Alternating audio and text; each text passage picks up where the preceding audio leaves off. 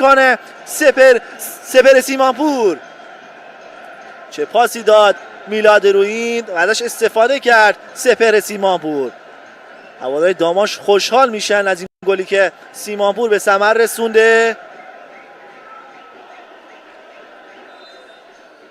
دقیقه 6 بازی رسیدیم که داماش تونست دروازه شهرداری آستارا رو باز کنه.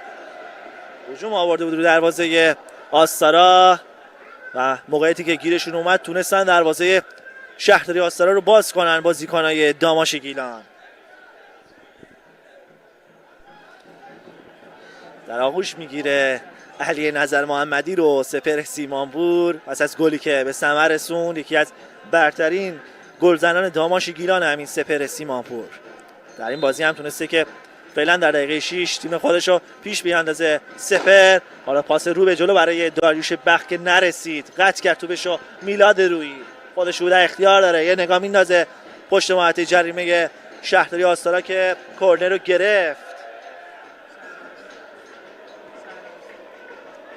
صحنه آیسی گل رو داریم میبینیم که اینجا میلاد رویی اومد ضربه رو بزنه، به پاش نگرفت، توپش رسید به سیمانپور رو با اشتباه دروازه‌بان آستارا گل اول رو زد سپر سیمانپور. حالا ضربه کورنر برای داماشی ها، دوباره که میره که ضربه رو بزنه سید محمد میری. چه بازی رو دارید تماشا میکنید، بازی قشنگیه که تا دقیقه 6 فعلا یکیش به نفع داماش داره پیگیری میشه. حالا باید ارسالش رو انجام بده میری. ارسال بلند روی دروازه که از همه رد میشه، رسیده به میلاد رویین که داور سوت میزنه و بازی باید دروازه‌بان آستارا به جریان بندازه.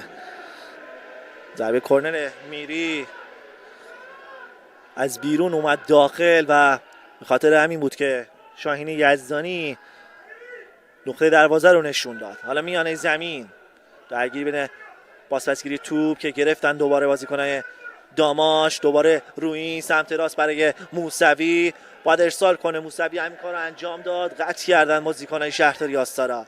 توپ در اختیار بازیکن شهرداری آستارا که خطا برای آستاریا.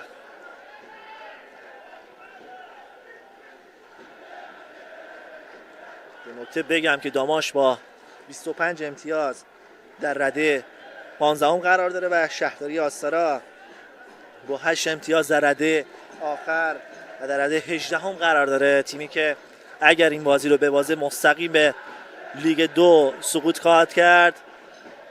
در فاصله 6 هفته به پایان این دوره از مسابقات لیگ 1 که باختی که امروز میده در رشت این تیم رو سال بعد در لیگ 2 خواهیم دید. تیم خوب شهرداری آستارا که چند سالی هست که در مسابقات لیگ 1 حضور داشت و امسال نتایج ضعیفی رو گرفت. با این نتایجی که شهرداری آستارا گرفته عملاً تیمش سقوط خواهد کرد به لیگ 2. یه تعداد 20 نفری از آستارا اومدن برای حمایت تیم خودشون که در پشت دروازه تیم خودشون قرار گرفتن و دارن بازی رو تماشا میکنن. هواداری آستارا، خطا برای شهرداری آستارا. بازیکن آستارا باید بازی رو به جریان بندازن. سینا قنبرپور تو رها میکنه که امین حقه ارسال کنه دروازه داماش. کاپیتان شهرداری آستارا حالا پشت توپ قرار گرفته، یه نگاه در محوطه جریمه پاسش ارسال میکنه، تاثیر گذاشت قلم‌ها رو. دوباره تو در اختیار بازیکن شهرداری اوجی، دوباره تو گرفت بخت. سینا قنبرپور یه پاس رو به جلو برای پاداش که گرفت مانی عطایی‌فر. مانی عطایی‌فر هم اولین تجربه لیگیشو داره امروز پشت سر میذاره پس از مصونیت سعید ابراهیمپور و یوسف بهزادی. مانی عطایی‌فر دروازه‌بان سوم داماش گیلان امروز در اون دروازه ایستاده. بازیکنی که بازیشو از پایه‌های داماش شروع کرده و به بزرگسالان داماش ملحق شده با صلاح‌دید علی نظر محمدی. رامین آقالو برای قلیبگی، خودش رو در اختیار داره، یه بازیکن پیش روشه، حالا ارسالش انجام میده، بلنده که یا تیکه به بیرون میره.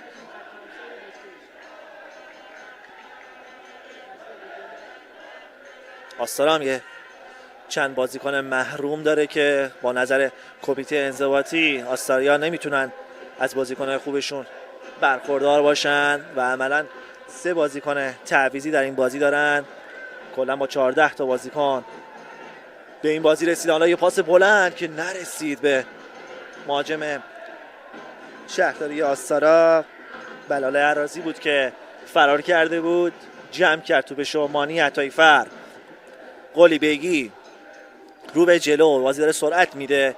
سجاد قلیبگی سمت راست توپ میخواد ازش، احمد موسوی میاد، یزدانی یه بازیکن از پیش رو برداشت، گرفتن توپشو بازیکن آستارا. قلمارا، قنبرپور میاره سمت چپ برای داریوش بخت، تو در اختیار داره بخت، روش قرار گرفته روین. حالا یه ارسال بلند و میرسه به مانی عطاییفر. ارسال بی هدفی که داریوش بخت انجام داد. داریوش بخت هم فصل گذشته در داماش بازی میکرد و این فصل رفته به شهرداری آستارا.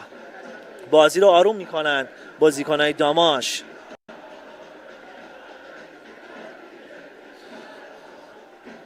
میلاد روین،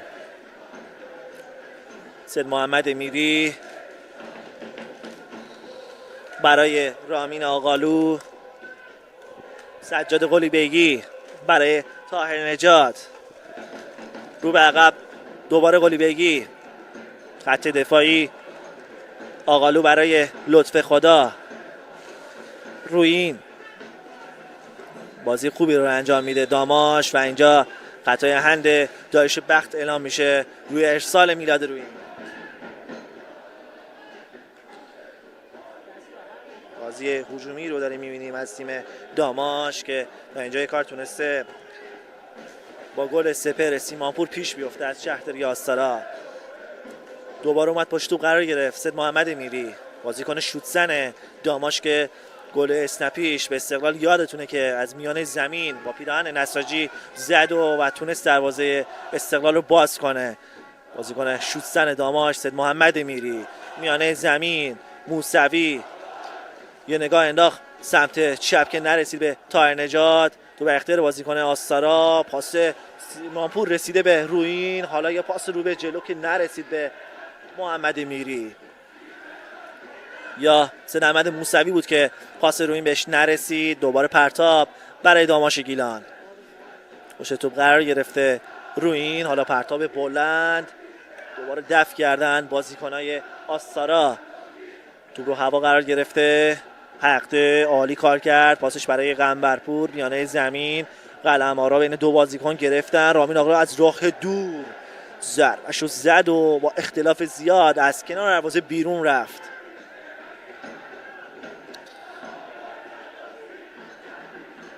دانیال نیارشید دروازه‌بان آستارا بازی رو آغاز کرد، پاس بلند برای فرشید پاداش، اشتباه از آرمان لطف خدا که خودش جبران کرد.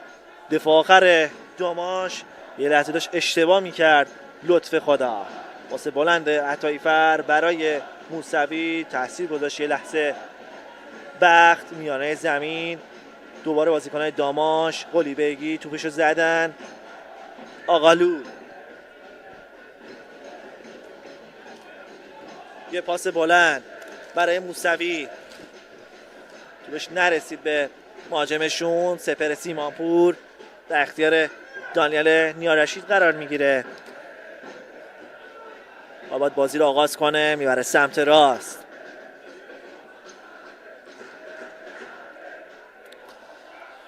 داماش در این بازی با 2 مهاجم داره کار میکنه، مهرداد حیدری و سپهر سیمانپور که تا اینجای کار سیمانپور تونسته دروازه شهرداری آستارا رو باز کنه. لطف خدا برای آقالو،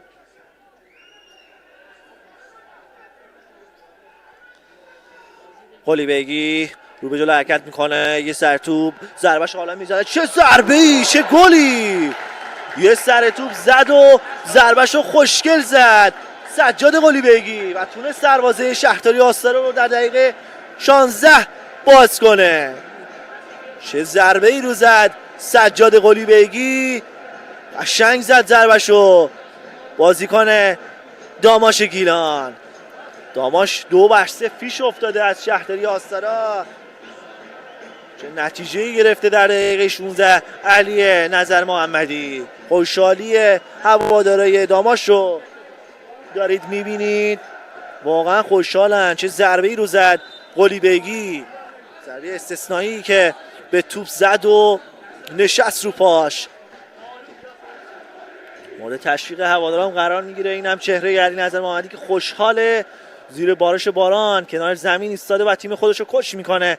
علی نظر محمدی تیمش پیش افتاده 2-0 از شهرداری آستارا. این هم چهره سجاد قلی بیگی، چه ضربه ای رو به توپ زد قلی بیگی و تونست که گل دوم تیمش رو به ثمر برسونه.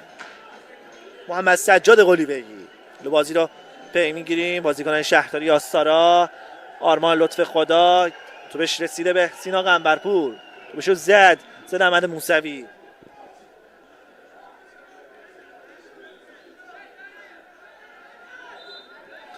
حتی برای آستارایا که باید قلمارو با پرتاب بلند بازی رو به جریان بندازه.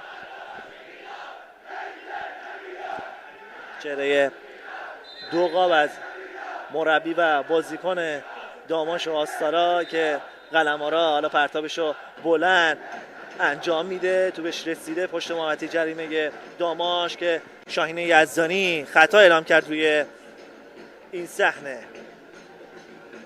صحنه گل رو با هم ببینیم. اینجا یه سر توپ زد و قشنگ بود، ضربهش رو محکم و دقیق فرستاد اون گوشه دروازه.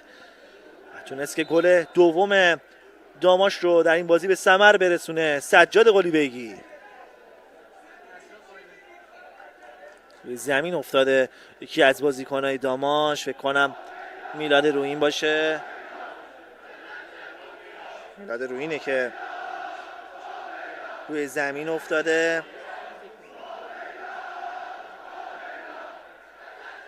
نتیجه همزمان، یعنی بازی همزمان شهرداری نوشهر مقابل مس سونگون داره 0-0 دنبال میشه. ما بقیه بازی ها ساعت 16:30 نیرو زمینی با پالایش نفت بندر عباس بازی داره، مثل شهر بابک با پیکان، نفت و گاز گشتاران با مثل کرمان، پارس جنوبی جنب با سایپا، نفت مسیح سلیمان با صنعت نفت آبادان که دیدارهای بعدی لیگ دسته اول هستش که باید برگزار بشه. نیرو زمینی برای داماشی که نمیخواد سقوط کنه خیلی مهمه. بازی نیرو زمینی که امروز مقابل پالایش نفت بندر عباس داره. نیرو زمینی نتایج خیلی خوبی رو گرفته با فرشاد پیوس و تونسته که 28 امتیازی بشه. اینم تصویر هوادارهای داماش هستش که زیر بارش باران اومدن و تیم خودشون رو دارن تشویق میکنن. واقعا بی‌نظیرن هوادارهای داماش، براشون فرقی نمیکنه تیمشون اول جدول باشه یا آخر جدول، براشون فرقی هم نمیکنه تیمشون در لیگ دسته 3 باشه یا لیگ 1، میان و تیم خودشون رو فقط تشویق میکنن هوادارهای داماش. سجاد قلی بیگی میاره سمت راست برای موسوی، خودش تو بوده اختیار داره، دو بازیکن احاطه‌اش کردن که یه پرتاب رو گرفت.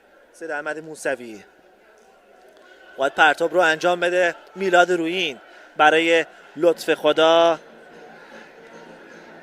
میانه زمین بازی رو آروم کرده، پاسش رسیده به میاد یزدانی، رو به عقب برای رامین آقالو. میلاد رویین چه بازی دارن میکنن داماشیا. حالا موسوی برای قلی بیگی، ارسالش یه لحظه بلاک شد و گرفت تو بشو بلال عراضی. پرتاب برای بازیکنان آستارا. اوجی خودش رو به اختیار داره برای پاداش که نرسید. محمد میری و خطا گرفت.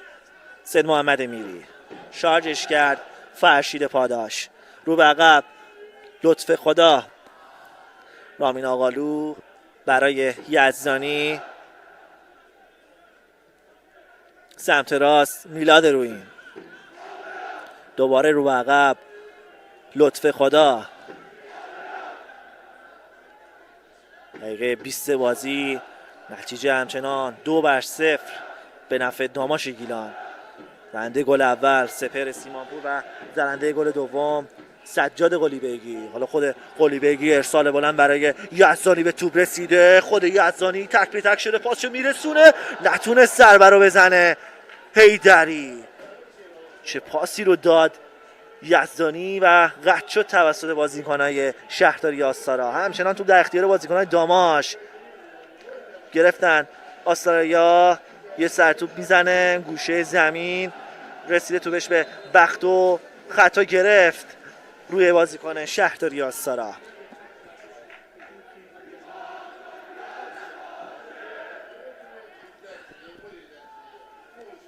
روی زمین افتاده بازیکن شهرداری آستارا.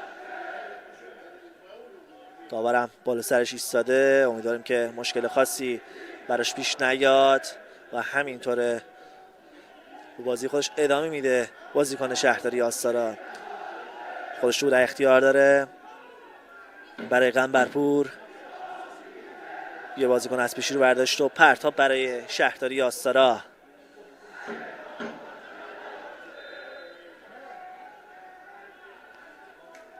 پرتاب باید انجام بدن آستاریا. محمد خادمی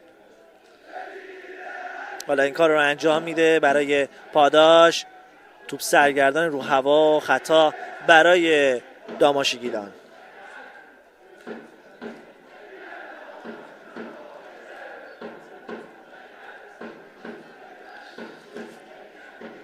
سید محمد میری برای قلیبیگی. داماش اگه این بازی رو ببره 28 امتیازه خواهد شد و در صورت باخت شهرداری آستارا در این بازی به لیگ 2 سقوط خواهد کرد این تیم. 6 هفته مونده به پایان این مسابقات که داماش امیدواره که در لیگ بمونه. بازی خوبی رو داره به نمایش میذاره داماش گیلان. این بازی خوبی که داره نمایش میذاره، امیدواریم که داماش در لیگ 1 باقی بمونه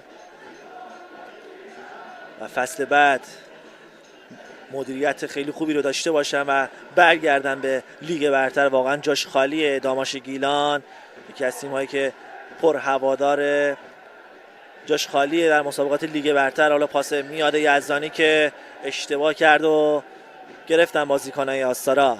عراضی برای خادمی. داشتم میگفتم بهتون که جای داماش گیلان واقعا خالیه در لیگ برتر. تیمایی داریم میبینیم که در لیگ برتر حضور دارن که تعداد هواداراش به 40 نفر هم نمیرسن و واقعا این هوادار داماش بی‌نظیرن در فوتبال کشورمون. حالا پاس بازیکن آستارا رسید به حقده، خط دفاعی صابر خوشنام برای قنبرپور، باید پاسشو ارسال کنه برای پاداش، کوتاه برای حقده. عراضی سمت راست خالی، خادمی همین کار انجام داد. بازیکن آستارا پاس دارشو بخت نرسید به محمد خادمی. شوت میزن از راه دور که از کنار دروازه بیرون رفت. ضربه داریوش بخت با پای چپ زد داریوش بخت و با اختلاف زیاد از کنار دروازه بیرون رفت. مانی عطایی‌فر باید بازی رو آغاز کنه. دروازه‌بان جوان داماش گیلان که اولین فرصت لیگ کیش هستش و فرصتی که داده شده به این دروازه‌بان که خودی نشون بده و تا اینجای کار دروازه خودش رو بسته نگه داشته مانی عطایی‌فر. در مورد جوان‌های داماش هم بگم که از جوان‌های خیلی خوبی برخورداره در این فصل. جوانگرایی کرده علی نظر محمدی از وقتی که اومده. ماهان باقری‌پور رو از ردی امید به بزرگسال آورده، به همراهش اسماعیل فدرتی و میلاد رویین رو از تیم امید به بزرگسالان آورده علی نظر محمدی. روی زمین افتاده میلاد رویین، دوباره مصدوم شده میلاد رویین و روی زمین افتاده.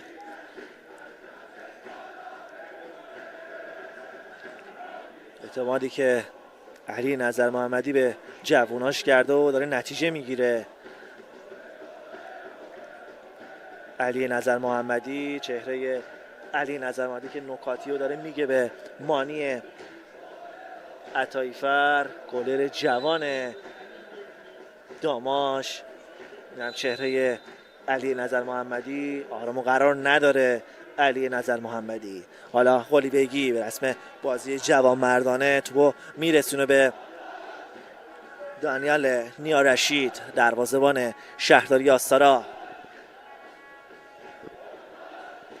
خودش رو در اختیار داره، بلند توش رسیده به میانه زمین، یه لحظه تاثیر می‌خواست بذاره رامین آقالو، حقه تو رها میکنه. رویین گرفت توپشو، اراضی اوجی رو به عقب، خوشنام قنبرپور برای قلمارا گرفتن یه لحظه توپشو، خطا برای شهرداری آستارا.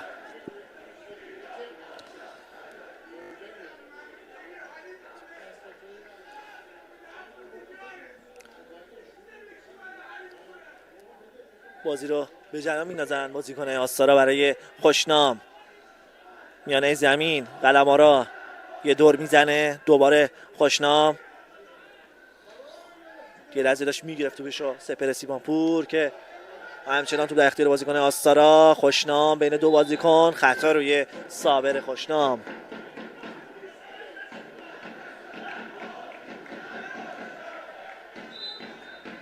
دقیقه 27 همچنان نتیجه بازی 2-0 به نفع داماش داره پیگیری میشه. گل‌هایی که سپر سیمانپور و سجاد قلیبگی تونستن که ثمر برسونن برای داماش گیلان.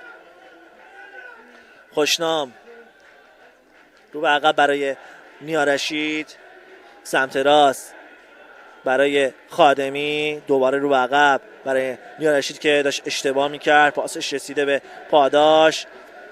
دوباره بازیکنای آستارا، بلال اراضی چه پاسی داد اراضی برای قنبرپور، سمت چپ حقده. باید بازی سرعت بدن آستارا اگه گل میخوان. حالا یه ارسال رو به جلو که راحت تا نجات برای مانی عطاییفر.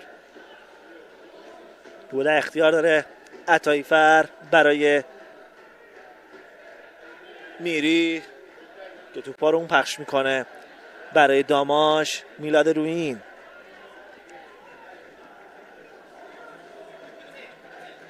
سمت چپ، رامین آقالو، خود آقالو دست حسین عصب هم بسته است روی نیمکت ذخیره. فقط 3 بازیکن رو همراه خودش آورده به رشت، بازیکنایی که به دلیل رأی کمیته انضباطی در اختیار نداره شهرداری آستارا. علی آقاجانی و پیام آبچر و سید حسن حسینی 3 بازیکن ذخیره‌ای هستن که میتونن در ادامه را برای آستارا بازی کنن. در این بازی شرایط آستارا اصلا خوب نیست، باید به داد این تیم برسن مسئولین استانی و شهرستانی. یه ضربه زیبا از میری که از کنار دروازه بیرون میره و ضربه کرنر برای داماش گیلان. دوباره میرفت که از اون شوت‌های اسنپیشو بزنه سید محمد میری. یه نگاه کرد به دروازه و از راه دور ضربه محکمی رو زد سید محمد میری. ضربه کرنر رو باید بزنن داماشیا. این صحنه این که میری از راه دور زد و پس از برخورد به بازیکن‌های شهرداری آستارا کرنر شد برای داماش گیلان. قلیبگی آروم آروم داره بری که ضربه کرنر رو بزنه برای داماش. خود قلیبگی حالا کوتاه برای یزدانی، خود یزدانی تو در اختیار داره برای دوباره میری. یه پاس کوتاه، باید ضربه رو بزنن، یه اشتباه رسیده به بازیکن‌های شهرداری آستارا. خط دفاعی ضعیف آستارا که خیلی دارن ضعیف کار میکنن در این بازی و داماش میتونه گل‌های بیشتری رو به این خط دفاعی ضعیف بزنه. حالا یه ارسال بلند قطع کرد خادمی، میانه زمین موسوی، پاسش رسیده به رویین، سپر سیمانپور قلمارا برای پاداش، خطا برای شهرداری آستارا روی که پاداش خطا روش اعلام شد. بدنی که گذاشت میلاد رویین و خطا برای شهرداری آستارا.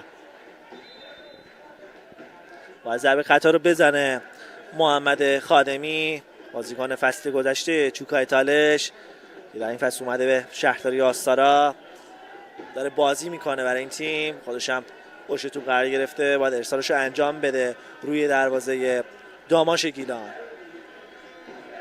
اومدن به زمین داماش، حالا ارسال بلند که گرفت، به راحتی هم گرفت مانی عطایی فرد، مورد تشویق هواداران قرار میگیره دروازه‌بان جوان داماش. این لحظه تصویرش رو دیدیم، حالا یه اشتباه صابر خوشنام که توپش دوباره رسید به خادمی، میاد یزدانی میجنگه توپو بگیره و دوباره موفقن داماشی ها. پرتاب برای داماش، طاهر نجات رو بقا برای آقالو. خط دفاعی خوبی هم داشته داماش و بیشتر بازیاش مساوی شده در طول فصل. لطف خدا برای آقالو، بازی رو آروم کردن داماشیا. سمت چپ سجاد قلیبگی، یه ارسال بلند برای طاهر نجات، ببینیم چگونه استفاده خواهند کرد. یزدانی که توپش به کرنر میره، قلمارا تن به کرنر داد.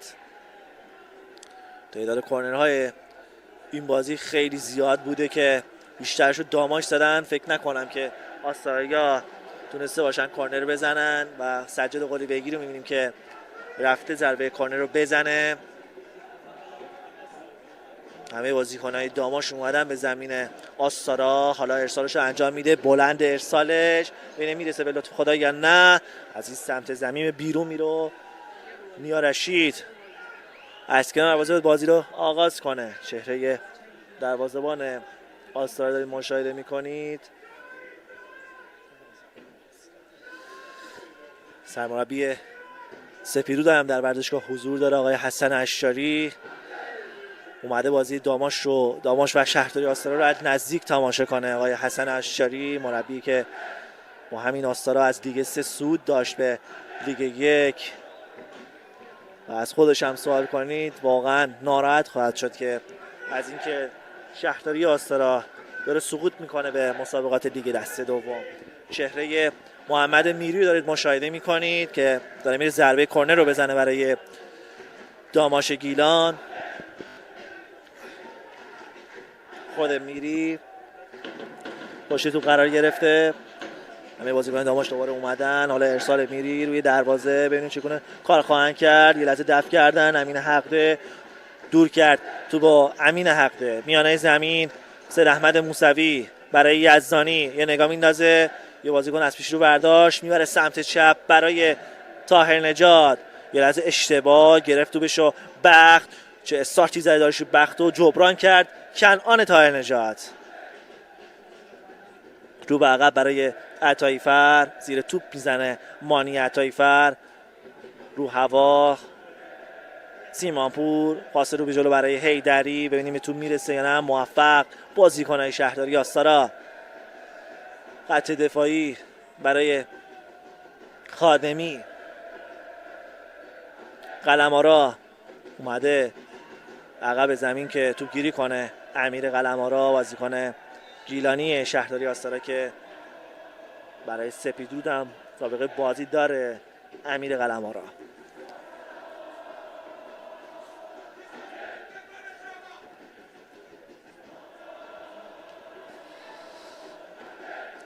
حالا یه ارسال بلند برای حقده، یه لحظه ضربه سر زد و توپ رسیده به مانی عطایی فر.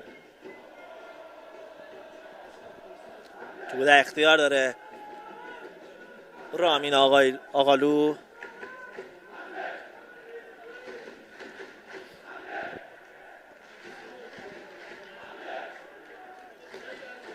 خط دفاعی رامین آقالو،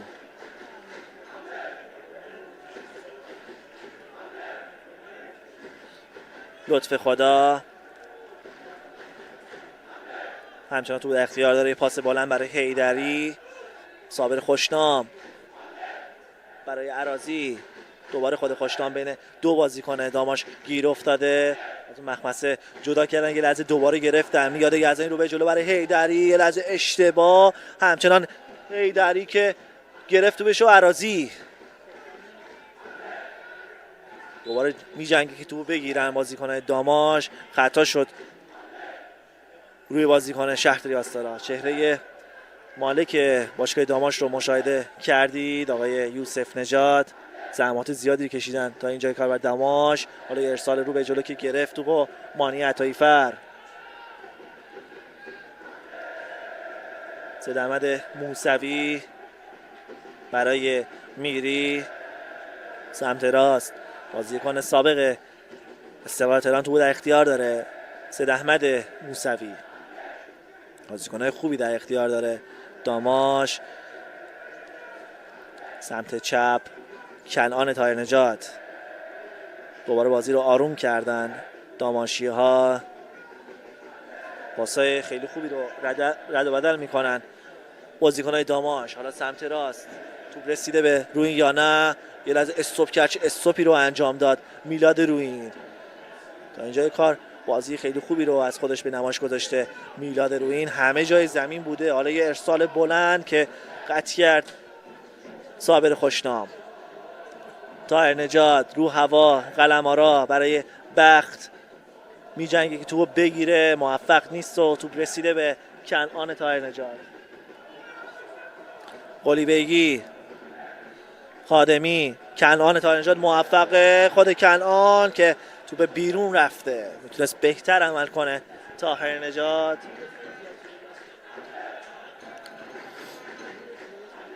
سریع میخوام بازی رو آغاز کنن بازیکنای شهرداری آستارا. داور میگه که از اون جایی که باید قرار بگیره توپ بازی رو آغاز کنن، همین کار رو انجام میدن. صابر خوشنام برای عراضی، اوجی، دوباره خود عراضی، بازیکن خوبی نشون داده. بلال عراضی تو در اختیار داره رو به جلو که پاسش اشتباه بود و خطا برای شهرداری آستارا. دقیقه 38 بازی داماش با 2 گل سپهر سیمانپور و سجاد قلیبیگی پیش رو افتاده از شهرداری آستارا. بازی رو آغاز کردن. بلال عراضی میبره سمت راست برای بخت، تو در اختیار گرفت داریوش بخت برای قلمارا، رو به عقب خادمی، دوباره قلمارا، یه پاس توم برای بخت. حالا باید ارسال کنه، ارسالش خیلی بلند و توپ بیرون میره.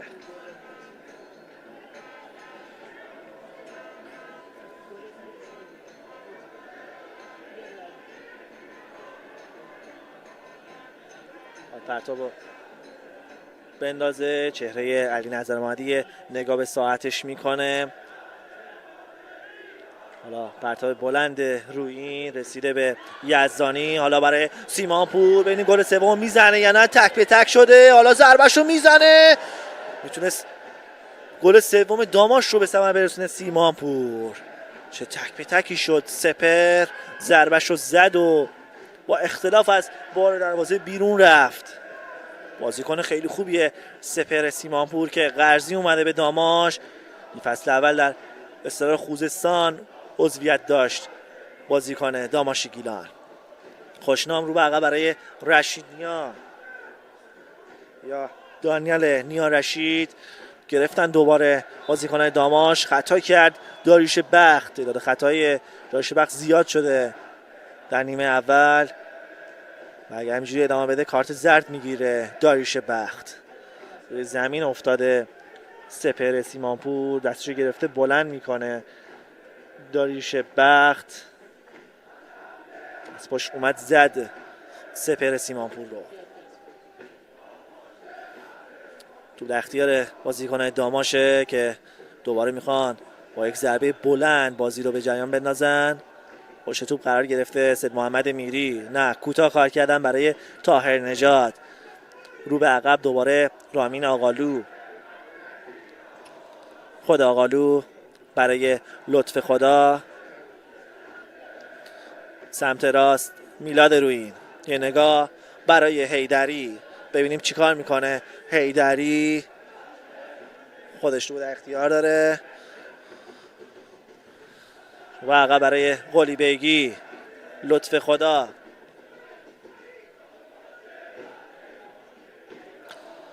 آقالو برای سیمانپور. تو در اختیار بازیکن‌های داماش. میری رو به عقب برای آقالو. دوباره خود میری. پاسای زیادی رو رد و بدل کردن بازیکن‌های داماش که همچنان تو در اختیار دارن. قلی بیگی تونستن که 2 گل رو به ثمر برسونن تا اینجای کار بازیکن‌های داماش. در یک بازی خونگی که بازی سختی رو در پیش ندارن. حالا تو در اختیار بازیکن‌های آستارا. بلال اراضی بین 2 بازیکن که گرفتن بازیکن‌های داماش. میری برای موسوی. خطا روی موسوی. خطا کرد امیر قلمارا روی سید احمد موسوی. بازی خوبی که داماش در این بازی انجام داده. اگه اول فصل همینجوری ادامه میدادن میتونستن یکی از کاندیدای صعود باشن به لیگ برتر. بازی خیلی قشنگی رو انجام دادن بازیکن‌های داماش. بازی روی زمین و پاسای زیاد که تونستن تا اینجای کار 2-0 پیش بیفتن از تیم شهرداری آستارا. قلی بیگی برای یزدانی یه لحظه قاطی کردن بازیکن آستارا که در نهایت رسیده به میری یا قلمارا. داریوش بخت آوانتاژ داد این صحنه رو یزدانی. قنبرپور بین 2 بازیکن برای اراضی.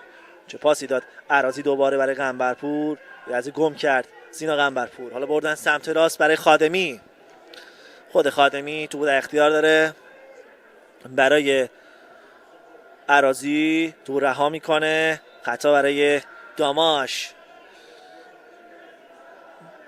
تنهی که سینا قنبرپور زد روی احمد موسوی. خطا کرد بازیکن شهرداری آستارا. میری پشت توپ قرار گرفته. بازیکن خستگی ناپذیر داماش که تا اینجای کار خیلی خوب کار کرده. محمد میری از کنان میخواد که بیاد نزدیک شه. داد به آقالو. دوباره برای لطف خدا سمت راست. قلی بیگی اومده توپگیری کرده میانه زمین. دوباره رو به عقب برای لطف خدا. راحت دارن کار میکنن در این دقایق بازیکن داماش. 2 گل رو زدن و خیالشون جمعه از بابت پیروزی تا اینجای کار. گرفتن آستاریا. بخت برای پاداش. رسیده پاس به امین حقده. خطا روی امین حقده. گفتم دست حسین نصب در این بازی بسته است و عملا با 3 بازیکن تعویضی میتونن در نیمه دوم کارو پیش ببرن. بازیکنایی که با رأی کمیته انضباطی در اختیار نداره سید مهدی حسین نصب و با این نتایجی که گرفته با 8 امتیاز در رده 18ام قرار داره شهرداری آستارا و اگر این بازی هم ببازه سقوط خواهد کرد به مسابقات لیگ دست دوم. اوجی روش قرار گرفته موسوی. توپ رسیده به آرمان لطف‌خدا. یه لحظه اشتباه کرد زد پای فرشید پاداش رو و خطا روی فرشید پاداش. چهره علیرضا محمدی دارید مشاهده میکنید. آرام و قرار نداره علیرضا محمدی. تیمش که 2-0 جلو افتاده نگرانه و کنار زمین نکات فنی رو گوشزد میکنه بازیکناش. فرشید پاداش رو دارید مشاهده میکنید که پاشو گرفته و احساس درد میکنه و بلند میشه. فرشید پاداش فکر کنم 3 دقیقه وقت اضافه اعلام بشه برای نیمه اول. تابلو وقت اضافه رو دارید میبینید که داور 3 دقیقه وقت اضافه برای نیمه اول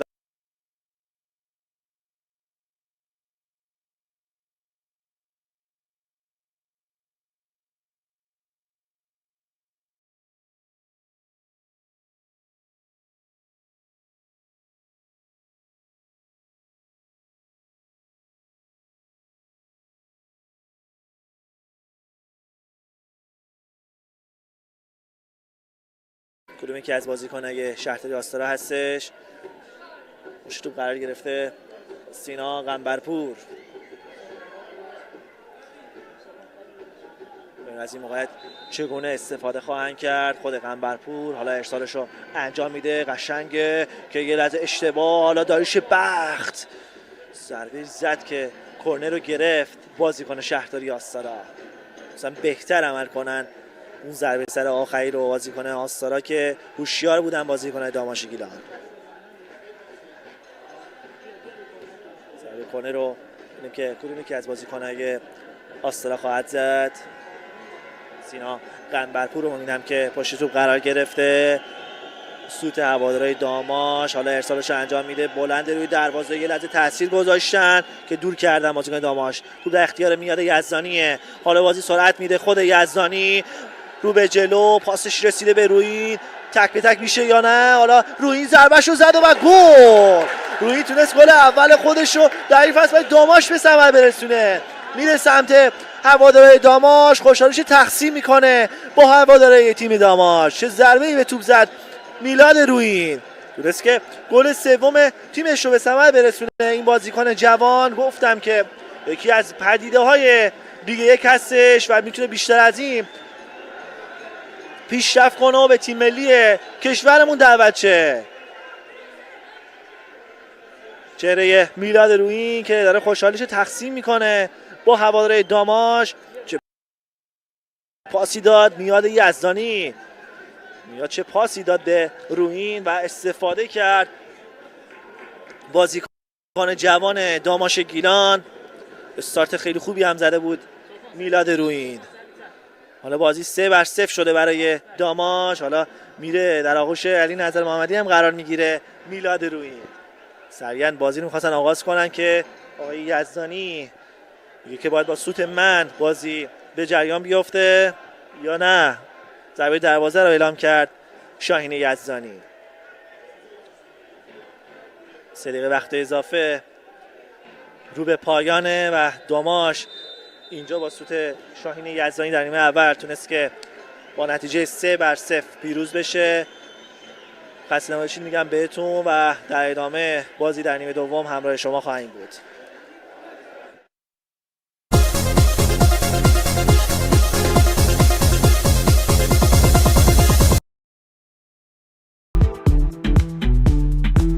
سجاد قلیبگی و میلاد رویین تونست که با نتیجه 3-0 به رختکن بره و در نیمه دوم اومده که گل‌های بیشتری رو به شهرداری آستارا بزنه و از این لحظه باید پرتاب کنه کنعان طاهرنژاد.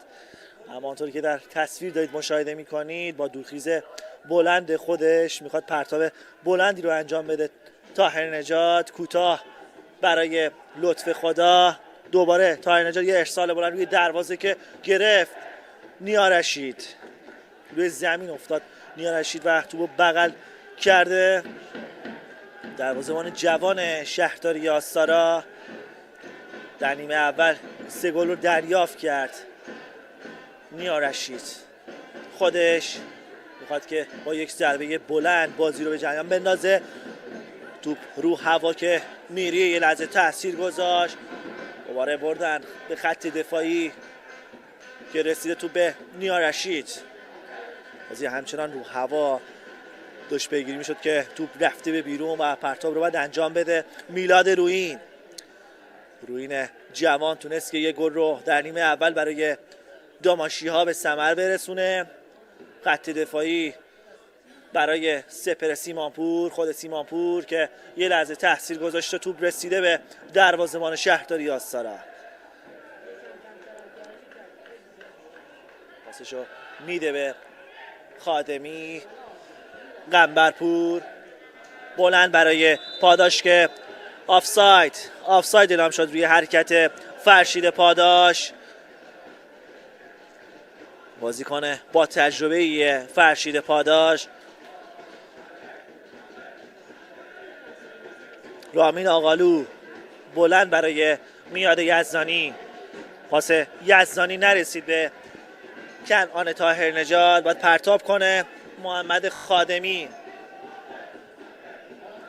چهره حسین عصب رو دارید مشاهده میکنید، سرمربی شهرداری آستارا که تیمش تا اینجای کار 3 گل رو دریافت کرده. حسین عصب پاس میاد رسیده به حیدری، یه دور میزنه، حالا با ضربه‌شو بزنه، همین کار انجام میده و توپش با اختلاف به بیرون میره. دور قشنگی زد، خوب چرخید مهداد حیدری و اما ضربهش خوب نبود و با اختلاف به بیرون رفت. خوشنام خط دفاعی آستارا خوام بلند بریزن پشت دفاع داماش که به خوبی پوشش میده. کنعان طاهرنژاد یه لحظه قطع کرد توپو. خادمی، داریوش بخت بین دو بازیکن، پاسش اشتباه و گرفت توپو. آقالو رو به عقب برای مانی عطاییفر.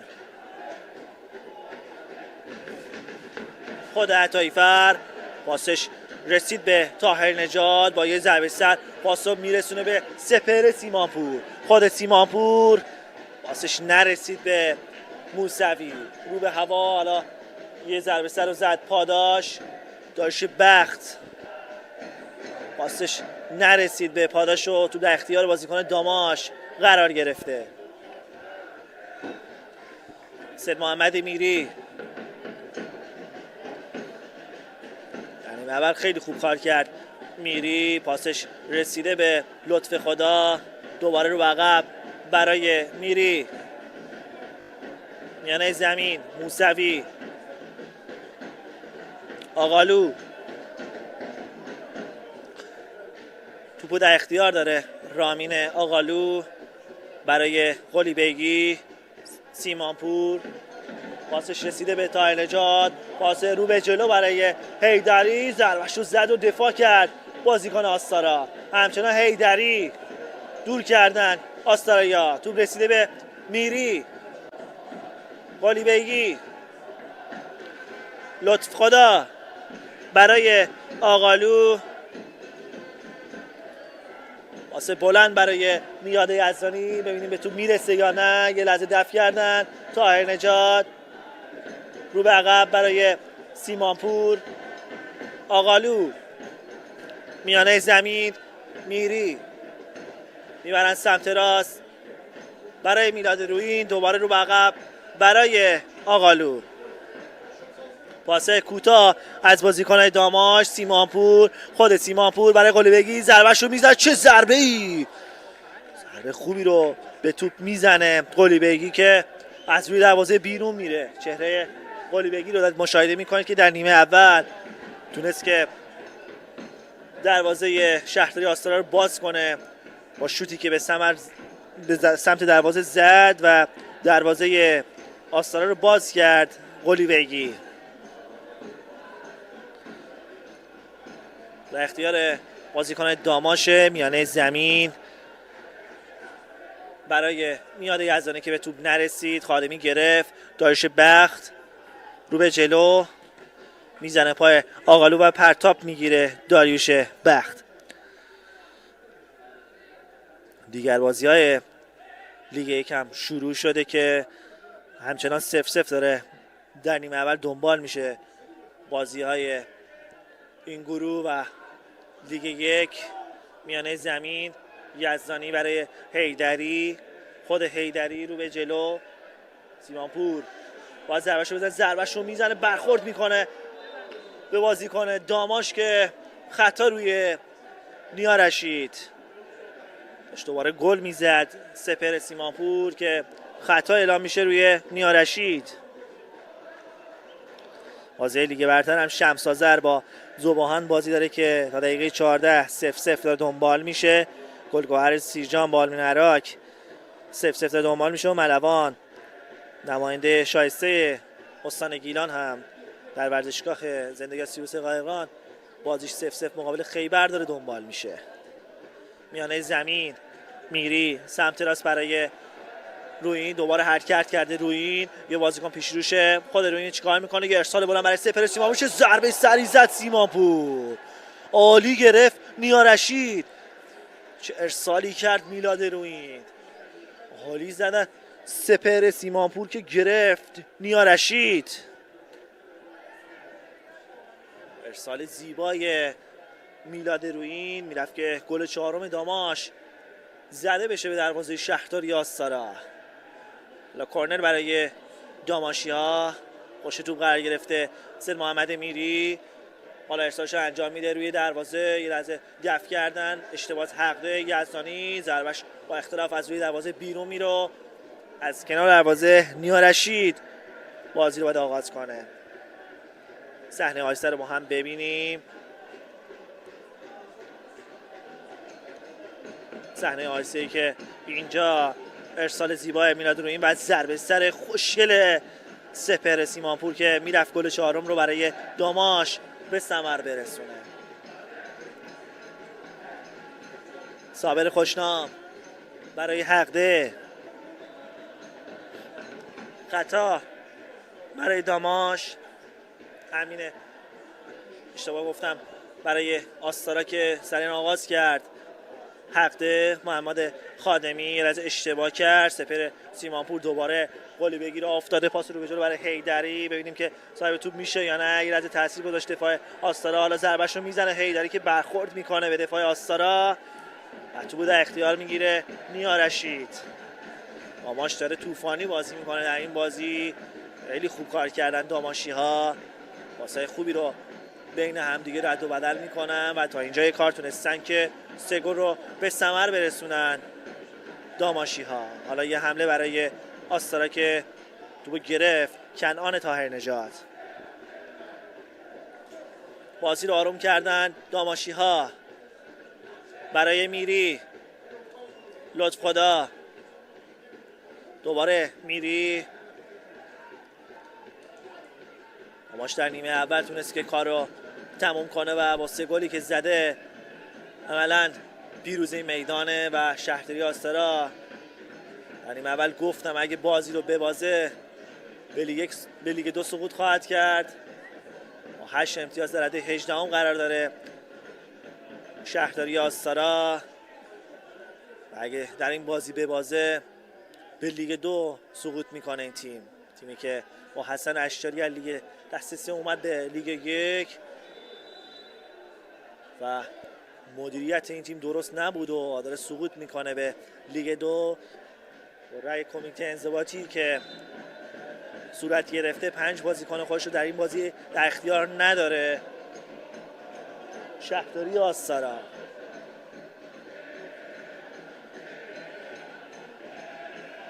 سینا عبداللهی بود که توپ در اختیار داره برای اراضی. دوباره خود عبداللهی که توپش نرسید به پاداش قطع کرد رامین آقالو. حالا توپ در اختیار دارن بازیکن‌های شهرداری آستارا. بلال اراضی یه نگاه میکنه، دنبال بازیکن خالی میگرده. قنبرپور عالی کار کرد سینا قنبرپور برای عبداللهی. دوباره خود قنبرپور بین 2 بازیکن یه لحظه زدن توپشو و پرتاب برای شهرداری آستارا. دوباره سینا قنبرپور اشتباه کرد، توپ رسیده به یزدانی. میری بین 2 بازیکن موفقه، بازیکن با تجربه داماش. در نیمه اول یه شوت رو زد محمد میری که خیلی قشنگ بود و از کنار دروازه بیرون رفت. از اون شوت‌های راه دور که ازش شناخت داریم. حالا یه حمله برای داماش سمت راست. میری یه لحظه زد بازیکن آستارا که اعتقاد به خطا نداشت. شاهین یزدانی 2 تعویض رو میبینم که برای داماش قراره انجام بگیره.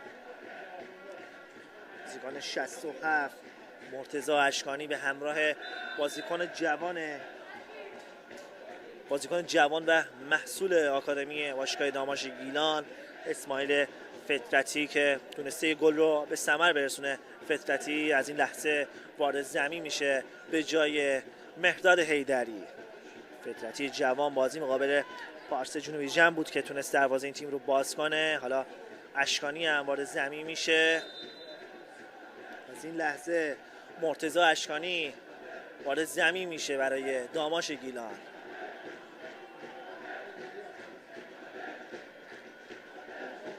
اراضی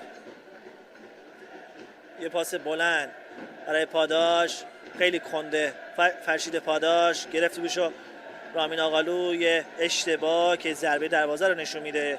شاهین یزدانی می‌بینیم که یکی از بازیکن‌های داماش اومده بیرون و جاشو فطرتی گرفته.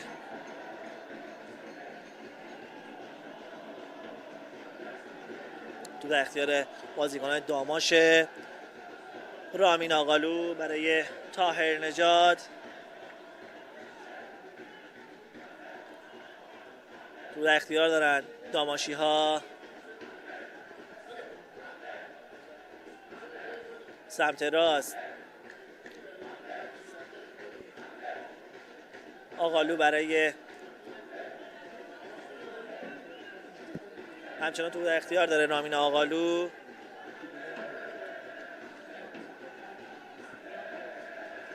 بله میاد یزدانی اومد بیرون و اسماعیل فطرتی جاشو گرفت. همچنان در اختیار بازیکن‌های داماشه. موسوی هم در نیمه اول خیلی خوب کار کرد برای آقالو.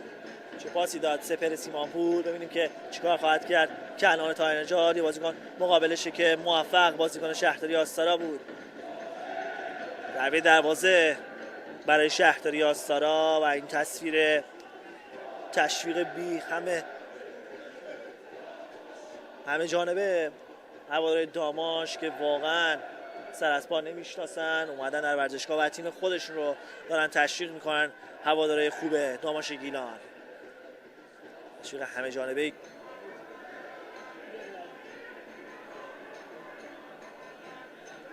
پرتاب بندازه، چهره علی نظر محمدی نگاه به ساعتش میکنه. حالا پرتاب بلند روی این رسیده به یزدانی. حالا برای سیمانپور، ببینیم گل سوم میزنه یا نه. تک به تک شده، حالا ضربه‌شو میزنه. میتونست گل سوم داماش رو به ثمر برسونه سیمانپور. چه تک به تکی شد. سپر ضربه‌شو زد و با اختلاف از بار دروازه بیرون رفت. بازیکن خیلی خوبیه سپر سیمانپور که قرضی اومده به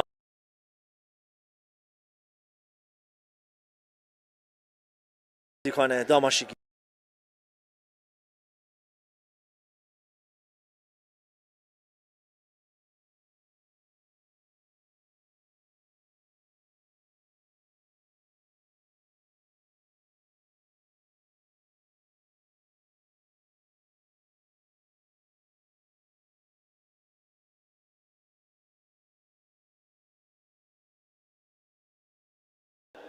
داماشی ها پرتاب برای داماش. رامین آقالو باید پرتاب رو انجام بده. آقالو رها میکنه که کنعان طاهر نژاد بیاد پرتاب رو انجام بده برای داماش. حالا با پرتاب بلند برای اشکانی که قطع کرد محمد خادمی. طاهر نژاد دوباره باید پرتاب رو انجام بده. تشویق هواداری داماش رو دارید مشاهده میکنید در ورزشگاه آزادی رشت. آقالو میبره سمت راست برای فطرتی. از امیدهای داماش با نظر علی نظر محمدی اومد به تیم بزرگای داماش گیلان و تا اینجای کار خوب کار کرده. اسماعیل فطرتی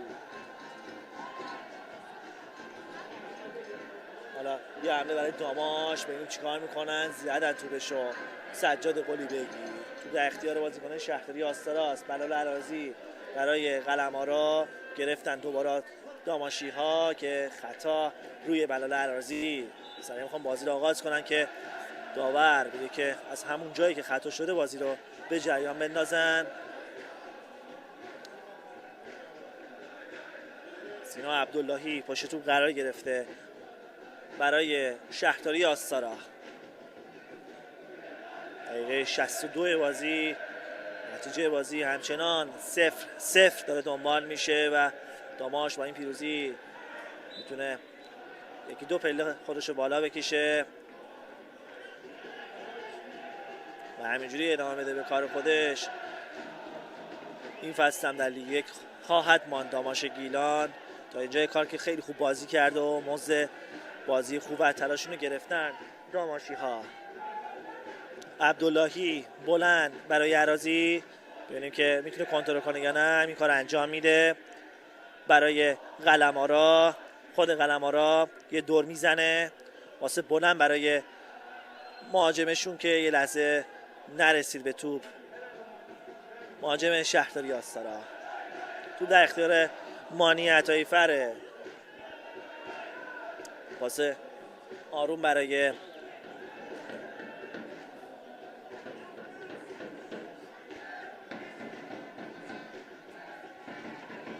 آرمان لطف خدا. همچنان تو در اختیار داره برای رامین آقالو، بازیکن چپ پای داماش. آروم آروم میاد میانه زمین. قلیبیگی خطا کرد روش سینا عبداللهی. قلیبیگی هم خوب بازی کرده در این بازی و تونسته که از راه دور یه شوت رو بزنه و دروازه شهرداری آستارا رو باز کنه. سجاد قلیبیگی دوباره اومد پشت توپ قرار بگیره. محمد میری فکر کنم مستقیم خواهد زد. میری که از این فاصله تونسته به تیم‌های خوب لیگ برتر و لیگ یک گل بزنه. سید محمد میری حالا گارد گرفته، ضربه‌اش رو میزنه محکم که گرفت محمد خادمی. قلمارا تک و تنهاست، پاسش رسیده به خادمی. یه تکل بلند از سپر سیمانپور که خطا روی محمد خادمی.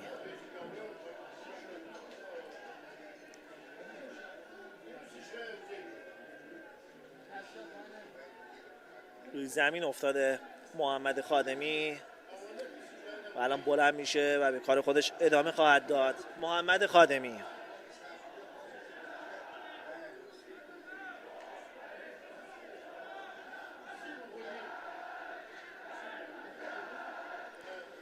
همچنان دیگر بازی های لیگ یک 0-0 داره دنبال میشه. نیمه اول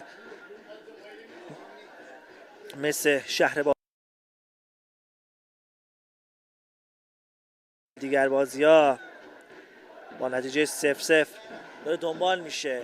حالا یه حمله از آستارا، پاس تو عمق امین حقده نرسید و توپش با اختیار از کنار دروازه بیرون رفت. ضربه‌ای که در نهایت زد امین حقده که راهی به چارچوب نداشت. ضربه کاپیتان شهرداری آستارا.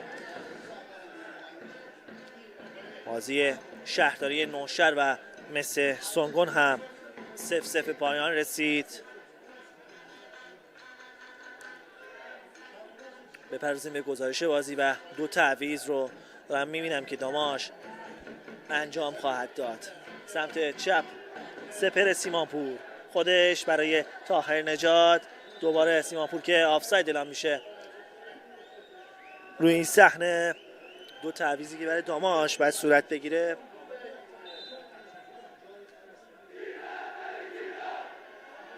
حسین حقشناس به همراه محمد رستمی وارد زمین خواهند شد.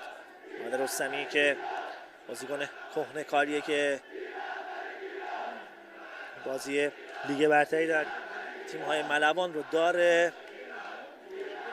بازیکن خوبیه محمد رستمی.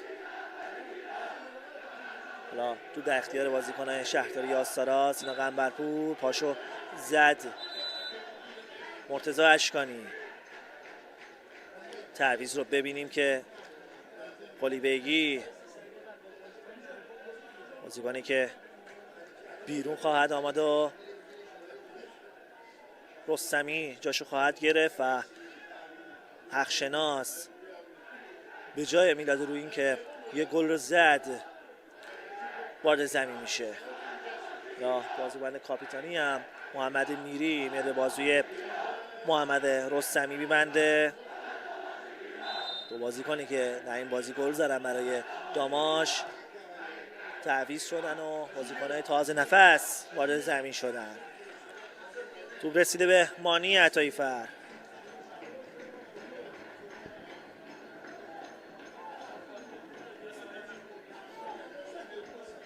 آقالو، خود آقالو برای رستمی اولین توپو دش کرد. رستمی حالا یکی از بازیکنای آستارا روی زمین افتاده که محمد خادمیه. احساس درد میکنه محمد خادمی. پزشکم برای مداوای محمد خادمی وارد زمین میشه.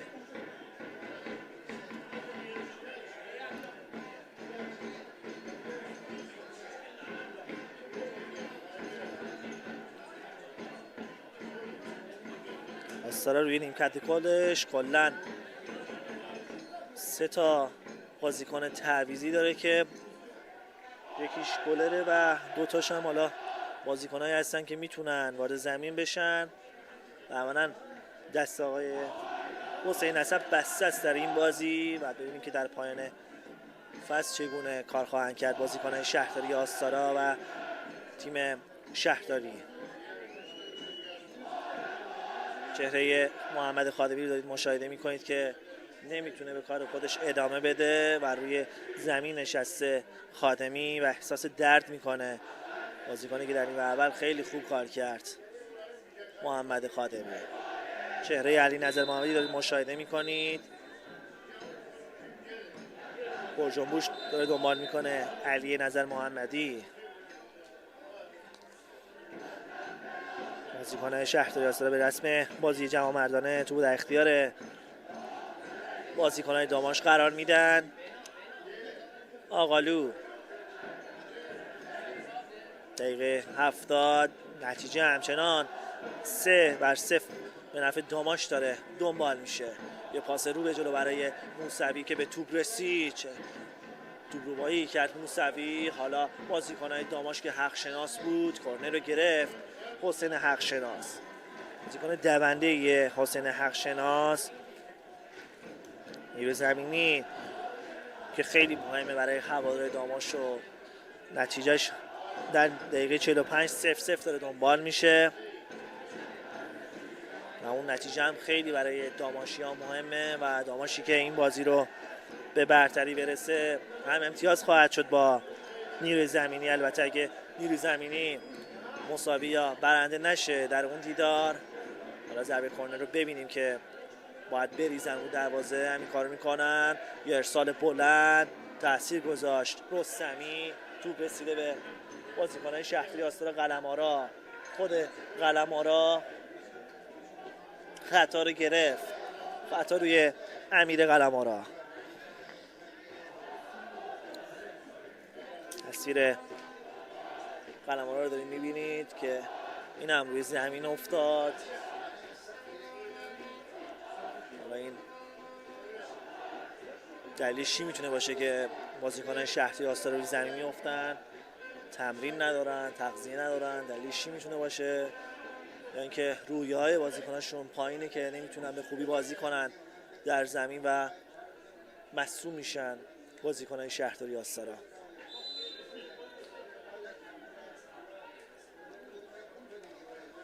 بازی رو پیگیری کنیم. نیا رشید ضربش به میان زمین میرسه و رو به اختیار محمد میریه. اسماعیل فطرتی میاره سمت راست برای حق شناس. خود حق شناس رو به جلو برای فطرتی. ببین چیکار میکنه. باید بریزه دروازه. اشکانی ضربش رو زد. یه اشتباه. سپر سیمانپور و آفساید. سپر سیمانپور تو آفساید بود و این گل مردود اعلام میشه برای داماش گیلان. ارسالی داشت اسماعیل فطرتی و سپر سیمانپور که در آفساید گرفتار میشه. میتونست گل دوم خودش و گل چهارم داماش گیلان رو به ثمر برسونه. سپر سیمانپور بازی رو آغاز میکنه. نیا رشید. حالا یه ضربه بلند که توپ رسیده به میری. کلان طاهر نجات میبرن سمت راست برای لطف خدا. موسوی دوباره آرمان لطف خدا. آقالو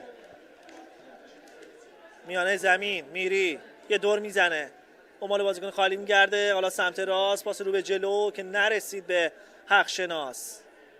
پرتاب برای بازیکن شهرداری آستارا.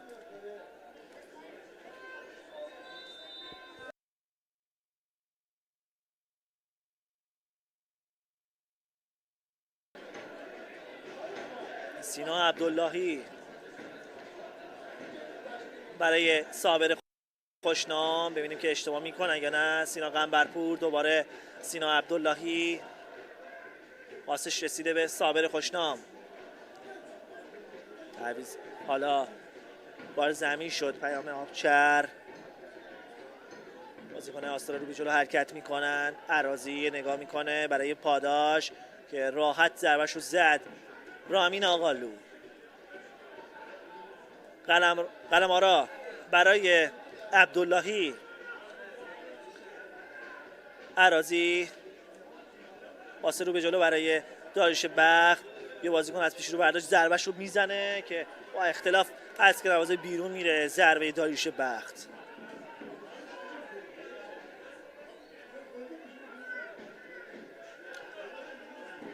مانی عطایی فر بود که بازی رو آغاز کرد برای رامین آقالو. ما به توپ جلو میاد. آقالو تا اینجا کار خوب کار کردن دفاع داماش گیلان. محمد رستمی میانه زمین برای میری. آرمان لطف خدا برای حقشناس. خود حقشناس یه پاس رو به جلو برای فطرتی، باید بریزه رو دروازه. همین کارو میکنه. رستمی به توپ رسیده یا نه؟ گرفت توپشو امیر قلمارا. سمت چپ عراضی همه جای زمین بوده این بلال عراضی. حالا پاسش رسیده به سینا قنبرپور. قلمارا سمت چپ برای صابر خوشنام. رو به عقب برای خط دفاعی که توپ رسیده به خادمی. سینا عبداللهی گرفتن توپ داماشی ها. محمد رستمی برای اشکانی. حالا ضربش رو میخواست بزنه که توپ پاش نگرفت. مرتضی اشکانی. قنبرپور دوباره توپ در اختیار بازیکن شهرداری آستارا. خادمی، خود خادمی تک و تنهاست بین دو بازیکن برای عراضی. توپ لو دارن بازیکنان شهرداری آستارا. حقشناس بین دو بازیکن موفق گرفتن بازیکنان شهرداری آستارا. دوباره واسه لطف خدا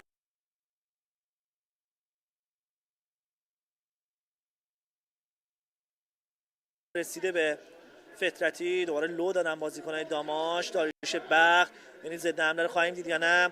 و همچنان در جریان بازیه که پرتاب برای داماش گیلان. دقیقه 76 همچنان نتیجه 3-0 به نفع داماش گیلان. گل هایی که سپر سیمانپور، سجاد قلیبگی و میلاد رویین تونستن که دروازه شهرداری آستارا رو باز کنن و تا اینجای کار یاران علی نظر محمدی با نتیجه 3-0 پیش افتادن از شهرداری آستارا. رستمی میانه زمین وارد پخش میکنه. محمد رستمی از وقتی که به بازی اومده میبره سمت راست برای میری. پاس زیبای میری رسید به فطرتی. حقشناس یه بازیکن در مقابلش میبینه که موفق. اوجی، آرش اوجی برای قلمارا. قلمارا واقعا خوب بازی کرده در این بازی. یکی از بازیکنهای خوب شهرداری آستارا در این بازی بوده. در تصویر صابر خوشنام رو داشتید مشاهده می‌کردید که پاسشو میرسونه به اوجی. میانه زمین عراضی، گفتم همه جای زمین هستش. بلال عراضی در نیم فصل اول بازیکن خوبی بود. بلال عراضی خودش هم روی زمین افتاده. بلال عراضی و احساس درد میکنه از ناحیه مچ پا.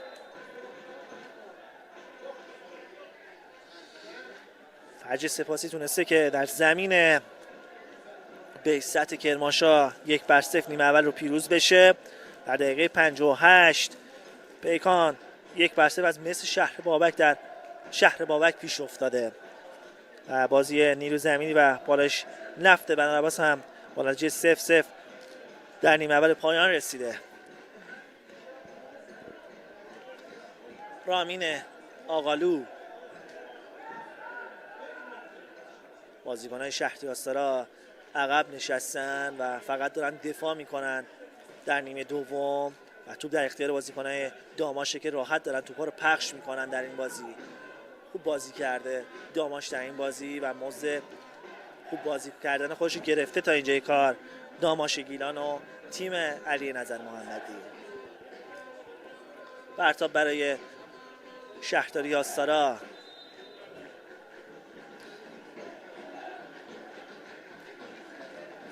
ملوان هم تونسته که یه گل رو به ثمر برسونه در نیمه اول مقابل خیبر خرم‌آباد که در نیمه اول تونسته که یه گل رو بزنه ملوان و 1-0 پیش افتاده در این بازی. کنار خط معلومه که چی شده، نکاتی رو داره داور میگه به ناظر بازی. محمد خادمی رو میبینم که مصدوم شده، احساس درد میکنه محمد خادمی، میگه که میتونم به بازی ادامه بدم. امیدواریم که مشکل خاصی واسه این بازیکن پیش نیامده باشه. خوب بازی کرده در این بازی محمد خادمی. علی نظر محمدی هم یه دستی به سرش میکشه. خوشبختانه مشکلش جدی نیست محمد خادمی.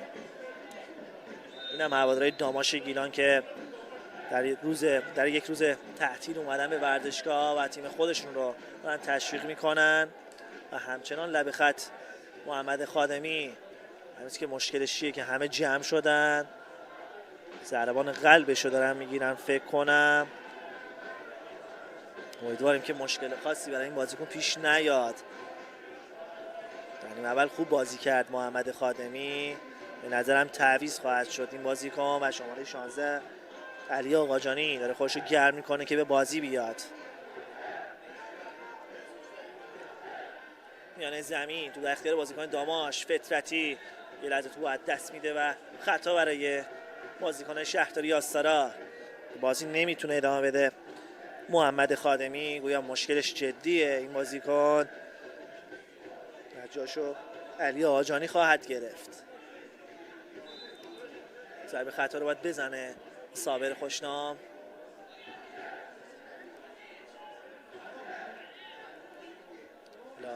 باید شروع کنه، دنبال بازیکن خالی میگرده برای بلال عراضی. خود بلال عراضی تک و تنها آستارا در این دقایق داره 10 نفره به کار خودش انجام میده. رو به عقب برای خوشنام، به پاس بلند برای قنبرپور، راحت آقالو، حالا یه ضد حمله اشکانی، ببینیم چیکار میکنه، ضربهشو میزنه. چه ضربه ای رو به توپ زد اشکانی و از کنار دروازه بیرون رفت. ضربه مرتضی اشکانی. حالا تعویضی که انجام گرفت برای شهرداری آستارا و علی آقاجانی به جای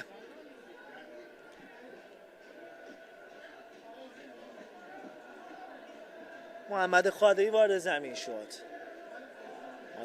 خادمی که مشکلش جدی بود و تعویض شد با علی آقاجانی. امیدوارم که مشکل خاصی برای این بازیکن پیش نیاد. بازیکن خوبیه محمد خادمی، بازی خیلی خوبی رو هم انجام داد در نیمه اول. حالا خط دفاعی آستارا داره اشتباه میکنه. صابر خوشنام که خوشبختانه تو دور کرد و مشکل خاصی برای این بازیکن پیش نیومد که بتونه اشتباه کنه. صابر خوشنام، آرمان لطف خدا برای سید احمد موسوی، محمد میری، آقالو. یه تعویض دیگه هم میبینم که قراره برای داماش انجام بگیره. رضا زاهد تبار قراره که وارد زمین بشه برای داماش. رستمی یه دور میزنه برای حقشناس، تو در اختیار گرفته حقشناس. پرتاب برای شهرداری آستارا،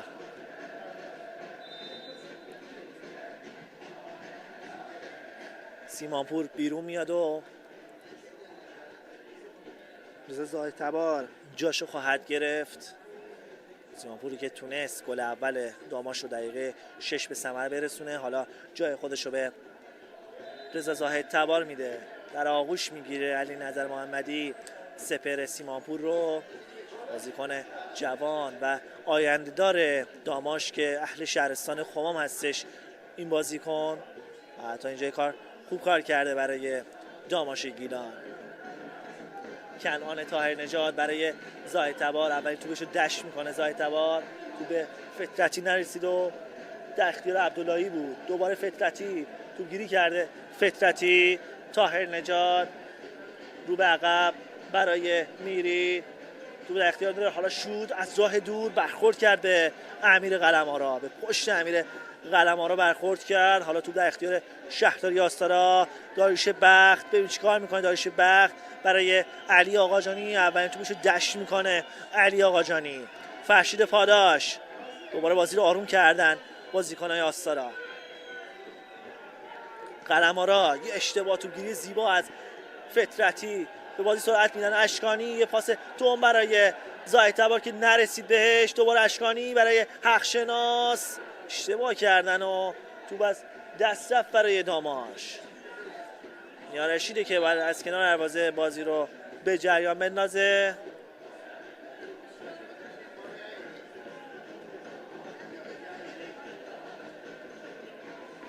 یکی از بازیکن‌های شهرداری آستارا دوباره روی زمین افتاده، فکر کنم داریوش بخت باشه که روی زمین افتاده. بخت هم در نیمه اول خوب بازی کرد برای آستارا، در نیمه دوم هم خوب بازی کرد داریوش بخت و می‌بینیم که روی زمین افتاده این بازیکن.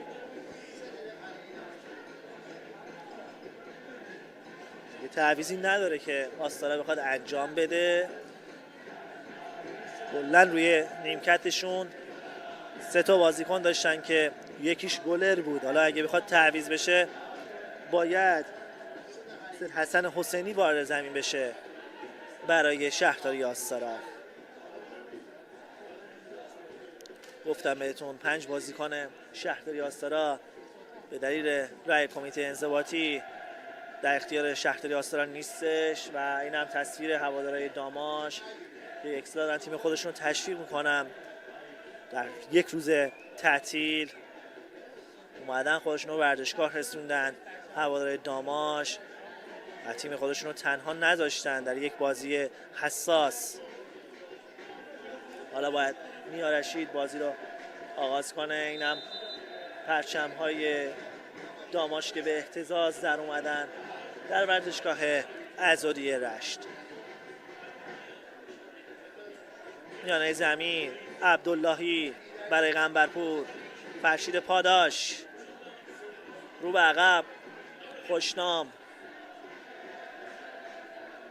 پاسش رسیده به آقاجانی یا پیام آبچر بود که تو بهش رسید، یه دور زد فطرتی رو گرفتن تو بهشو بازیکنای آستارا. حالا رو به جلو حرکت میکنه داریوش بخت، مشکل خاصی نداشت بخت و حالا ضربش بیهود و به مانی عطای فر میرسه. دوباره یکی از بازیکن آستارا رو میبینم که روی زمین افتاده.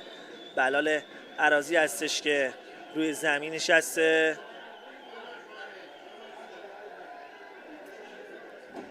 چه بلایی سر شهرداری آستارا اومده که اینجوری بازیکناش یکی یکی دارن میافتن.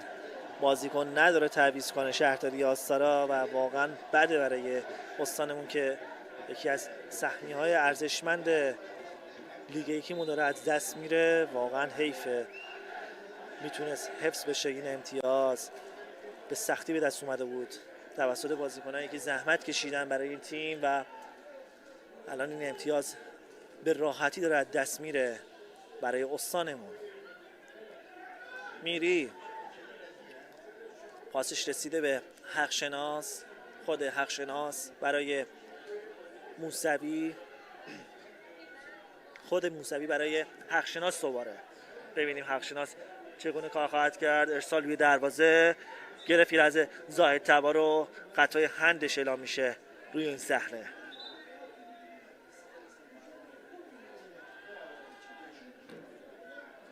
عبداللهی رها میکنه که نیا رشید بیاد ضربه رو بزنه برای خوشنام. دنبال بازیکن خالی، عراضی میانه میدان یه دور میزنه، پاسش رسید به قلمارا، پاسای خوب از بازیکن شهرداری آستارا. پاداش دوباره رو به عقب برای عبداللهی.